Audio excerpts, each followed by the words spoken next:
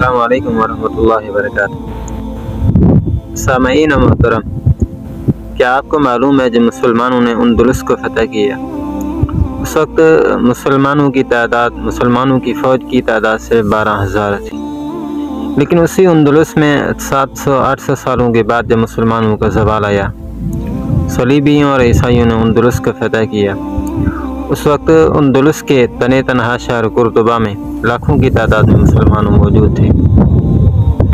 معلوم ہوا کہ اللہ کی مدد ایمان والوں کے ساتھ ہوتی ہے، تعداد کے ساتھ نہیں۔ آج بھی مسلمانوں میں اگر وہ ایمان ہو تو آج بھی اللہ کی مدد شامل حال ہے۔ اگر ایمان نہیں، تعداد مسلمانوں کا کتنا ہی زیادہ کیوں نہ ہو، اللہ کی مدد شامل حال نہیں رہتی۔ اس لیے ہمیں ایمان کی ضرورت ہے، تعداد کی ضرورت نہیں۔ اسی اندلس کے زوال کی طرف اشارہ کرتے ہوئے علامہ اقبال رحمۃ اللہ علیہ نے فرمایا: اے گلستان اندلس، وہ دن یاد ہے تجھ کو، تھا تیری ڈالیوں پر جب آشیانہ ہمارا